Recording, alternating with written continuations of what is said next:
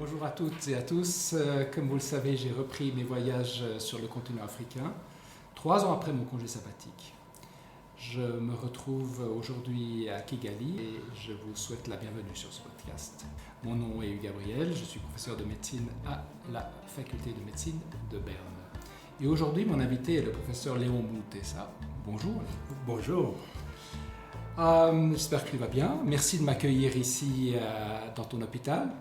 Merci beaucoup, ça fait plaisir.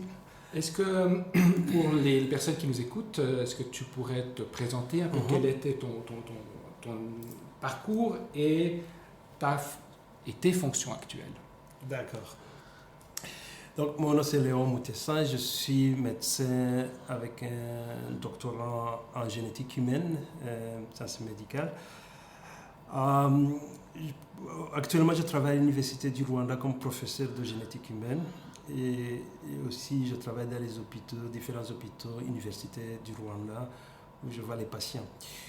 Concernant mon parcours, donc j'ai fini les études de médecine à l'Université nationale du Rwanda en 2003 et puis j'ai continué avec un doctorat à l'Université de Liège en Belgique où j'ai complété ici mon post-doctorat.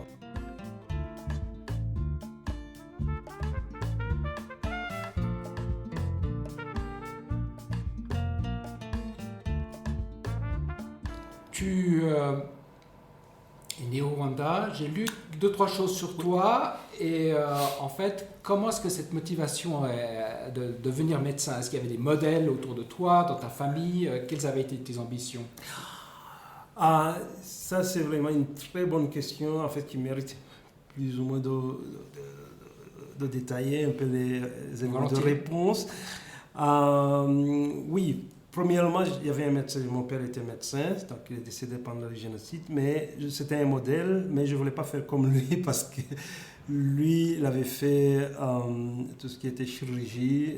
Bon, j'avais commencé un petit peu quand j'ai terminé pour la chirurgie, mais je n'ai pas beaucoup aimé. Je voulais faire quelque chose qui n'était pas connu. Donc, comment c'est né l'idée de faire la génétique? Longtemps, je peux revenir longtemps quand j'étais petit. Dans ma famille, en étant petit, j'avais la passion de toucher à tout. J'avais une passion en fait qui concernait l'élevage. J'avais l'élevage des lapins. Et à l'époque, j'avais commencé avec 5 lapins. Donc c'était une histoire vraiment importante à savoir. J'avais commencé avec 5 lapins. Au bout de 3 mois, je me retrouvais avec 80 lapins. Je n'ai pas pu comprendre parce que ça se reproduit beaucoup, si vous avez oui. Cette passion. Ça se reproduit beaucoup. C'est un animal qui est sympa, qui est gentil. Et donc c'était ma passion. Sauf que je n'avais pas vu, dans mes 80 lapins, au bout de 3 mois, il y avait beaucoup de malformés. Il y avait qui avaient des malformations congénitales avec des membres qui manquaient, des albinismes, des albinos. C'est qu'il y avait une ségrégation, la loi de ségrégation que je ne maîtrisais pas.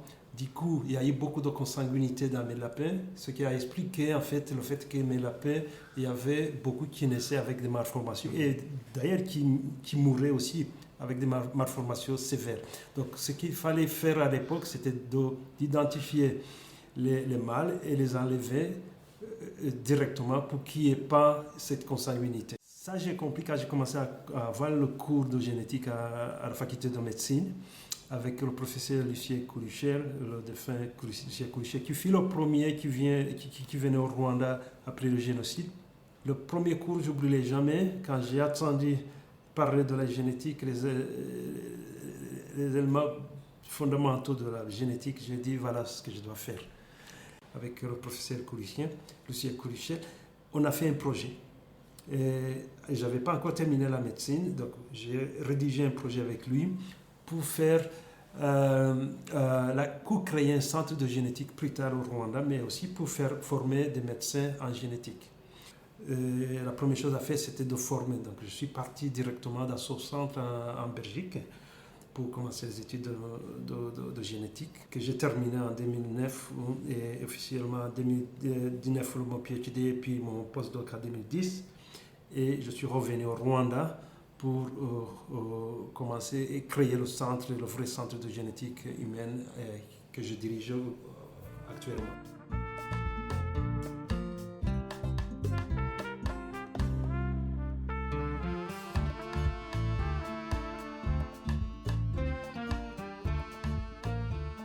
Et parmi toutes ces étapes, là maintenant, il y a une chose que tu aimerais évoquer, pour laquelle tu as été particulièrement fier ces dernières années, que tu as réussi à accomplir ici probablement?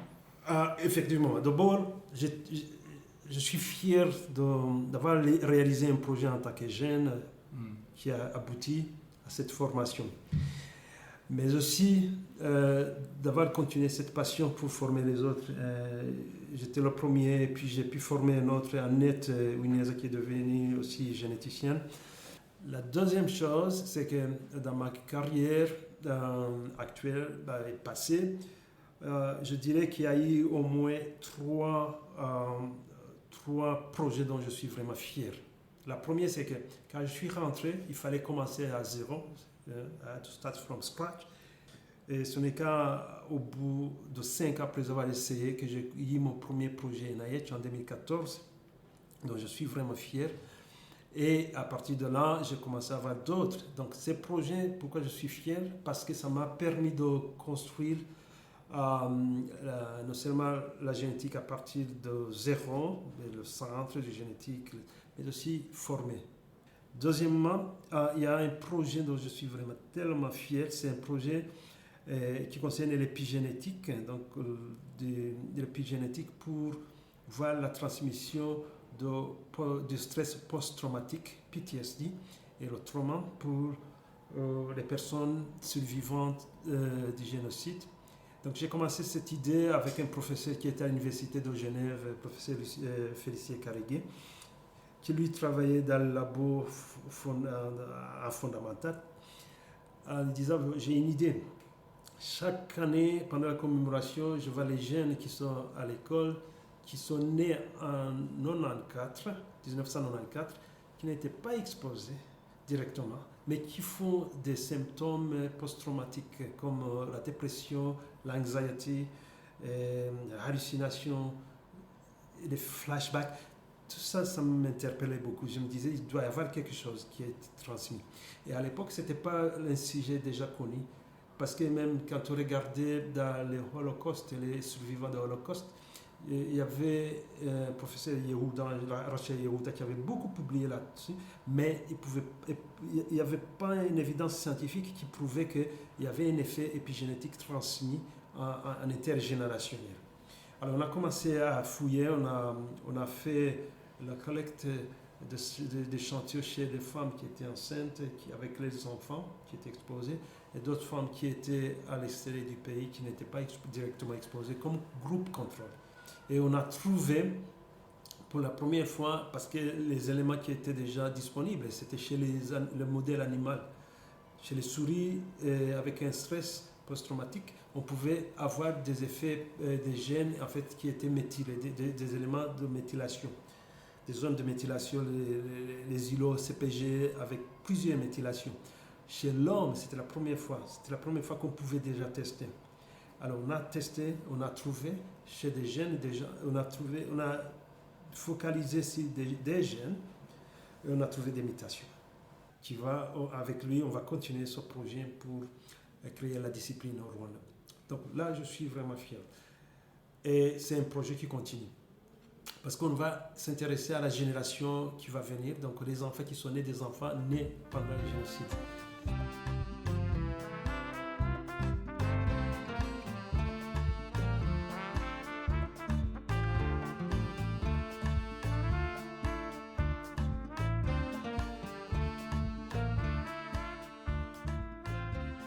Et maintenant, à part ça, il y a d'autres projets. Donc, le projet qui était particulièrement mon projet de thèse, c'était surtout la mycoviscidose chez les Africains, chez les patients africains et les Rwandais.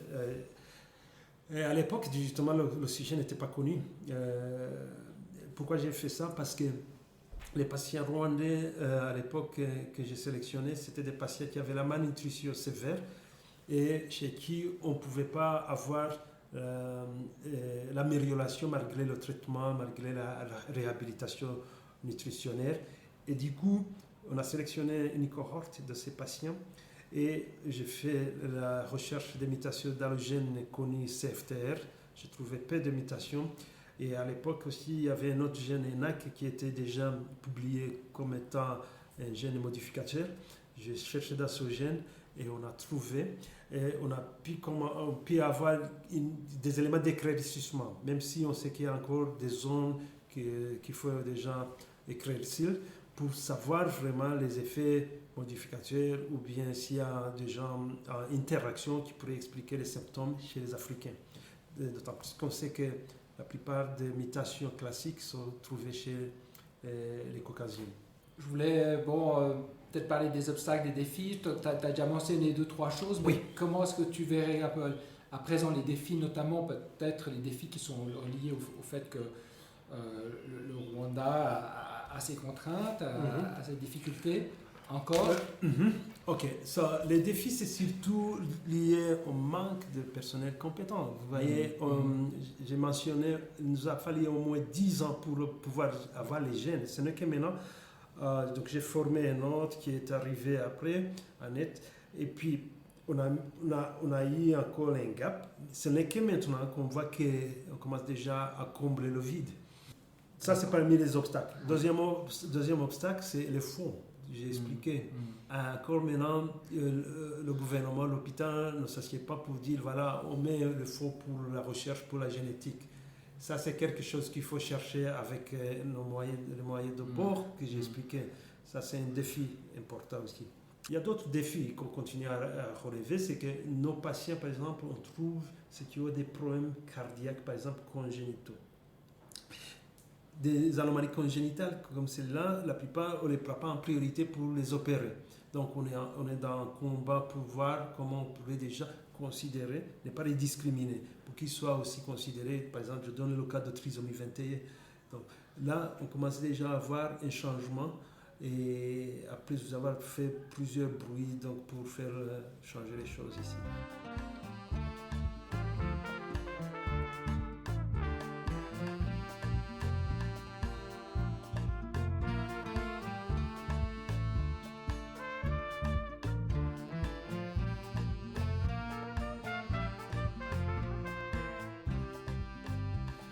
Ma dernière question peut-être à ce sujet-là.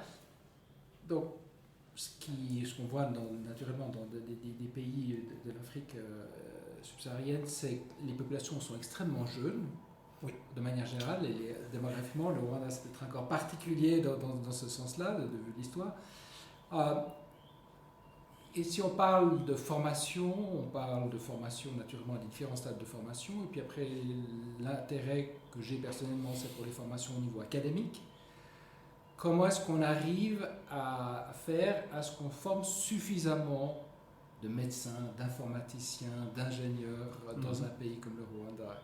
Quels seraient pour toi les éléments importants que tu pourrais évoquer ici? Vous faites bien de mentionner le Rwanda, ça c'est l'endroit où il faut être pour faire ça, parce que ça motive. Donc je peux donner un exemple concret pour adresser ce problème.